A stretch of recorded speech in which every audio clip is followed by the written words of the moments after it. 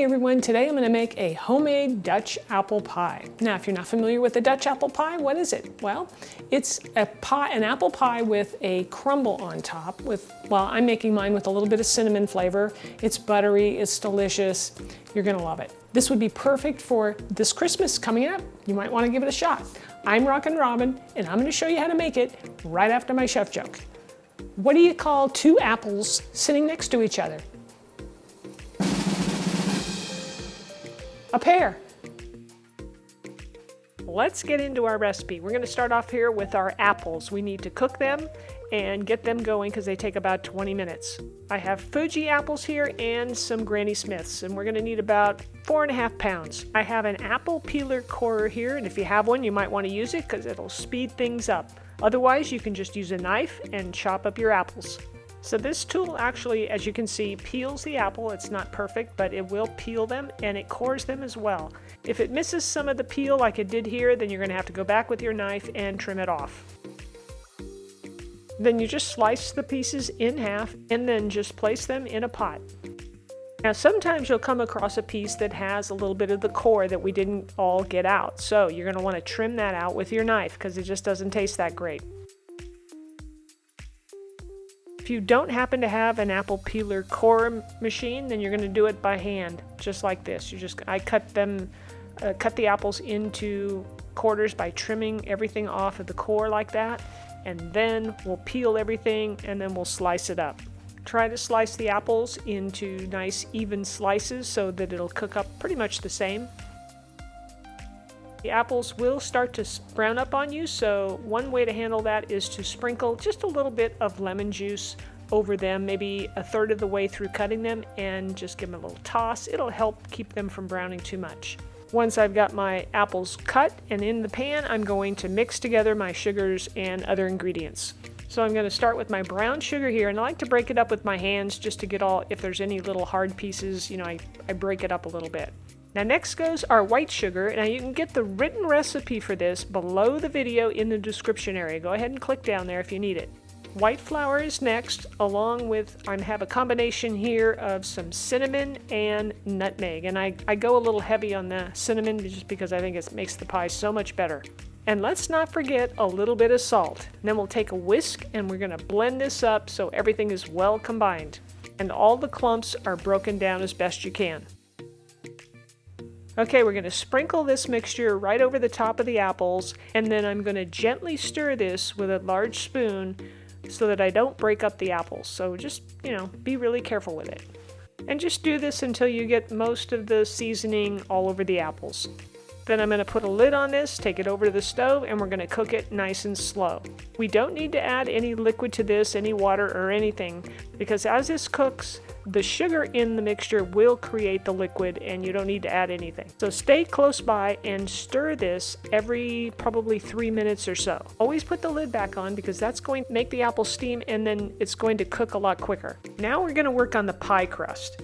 Now to make a nice pie crust, you want it to be nice and flaky, right? So one way to do that is to make sure you sift your flour a couple of different times. It gives it more air and it just makes it light and fluffy. So I'm going to put about 1.5 cups of flour in my sifter, and I'm just going to go sift it into a 1 cup measuring cup.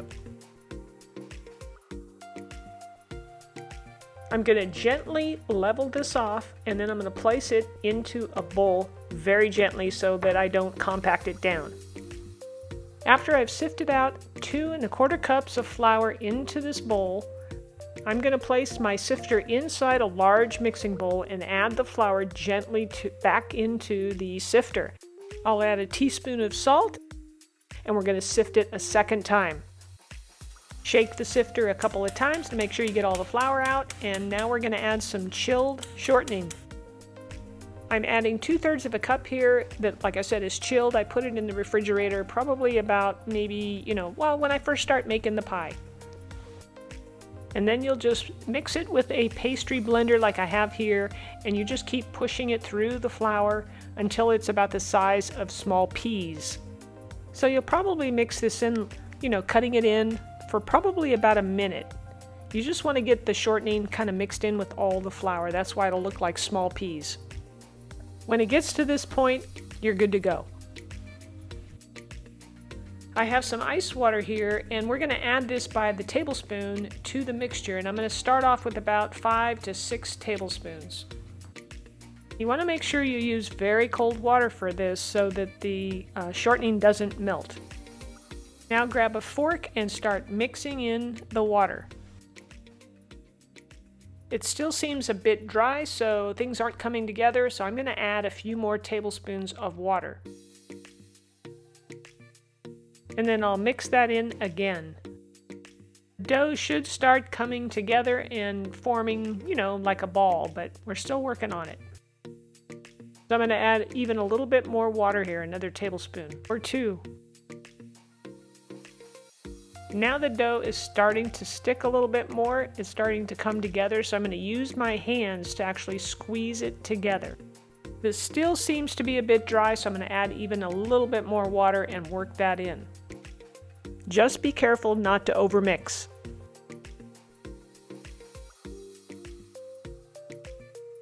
Alright, I'm going to squeeze this together with my hands, and there's still some dry spots, so I'm going to add a little bit more water to this to get it to stick, and then we're going to make a nice ball out of it. Once we get a nice ball together and it stays together, we're going to go ahead and cut this in half.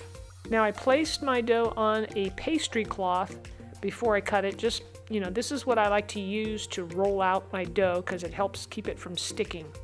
So what you can do with the half of dough that you're not going to use, you can wrap it with a damp paper towel and place it in a Ziploc bag and put it in the freezer, and you can use it at another time.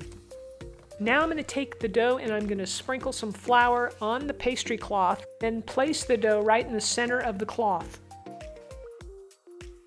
After about 20 minutes, we'll check our apples. Now you can see these cook down quite a bit, right? So I've been stirring them every few minutes, and they're softer now, and they've cooked down, and that's what I want to see.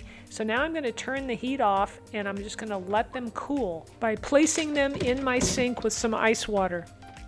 Now back to our dough. I'm going to smash this down, and I'm keeping the ends pushed in so that it stays together. I'm going to sprinkle a little flour on top, and then I'm going to rub my rolling pin with it.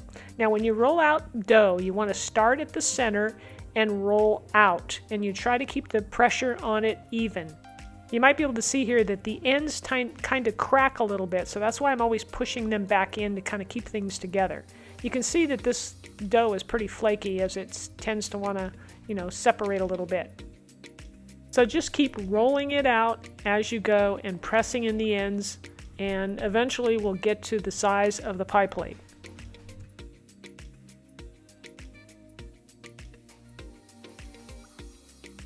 So eventually it'll look like this. Now if you've got any holes in the middle, like I have one here, don't worry about it. We can fix that with a little piece of dough, so no big deal. We want our dough to be about 2 to 3 inches bigger than the diameter of the pie plate. So when it's ready, I pick up the pastry cloth and fold it over with the dough in half. Then I take the other side and I fold it into a quarter. Then it's easier to pick up, so I'll put that in the pie plate and open it up. Now you want to make sure that you ease the dough into the plate and don't stretch it, because if you stretch it, then you're going to have a problem. So we're going to ease it into the plate.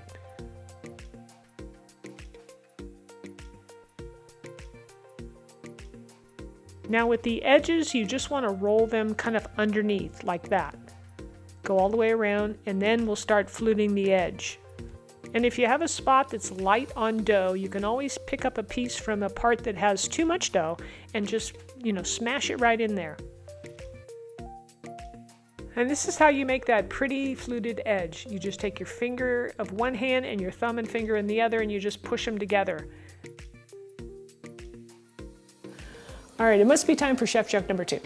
What do you call a doctor who specializes in Adam's apples? A gynecologist. Now we're going to work on the crumble for the top of the pie. So in my bowl I have some flour, and here is some brown sugar, and don't forget you can get the written recipe below the video in the description area. Next we're going to add some sugar, some cinnamon, salt, and I'm going to mix that up with a whisk. Once that's well combined, we're going to add some melted butter. Mix that in until the butter feels like wet sand. It's time to pour our apple filling into the pie dough. Now remember, everything should be cool at this point. Now I'm going to crumble all but about 1 cup of the mixture here over the top. So just spread it out evenly. And we're going to place this into a 425-degree Fahrenheit oven for about 15 minutes. And we're going to place it on a preheated cookie sheet lined with foil. Here's the pie after 15 minutes. All I'm going to do now is lower the temperature to 350 degrees Fahrenheit and cook it another 10 minutes. Now after the pie's been cooking for a total of 25 minutes, I'm going to pull it out of the oven and we're going to cover it with a piece of foil. Fold the square piece of foil in half and then in half again to make it a quarter, and then cut out a half a circle like this. And then when you open it up, you got a nice hole right in the middle. Now before we put that foil on, we're going to finish it off by putting the rest of the crumble on top, which is about a cup's worth. We'll just sprinkle it over. Place that foil on top and crimp it around the edges. This is going back in the oven for 25 minutes.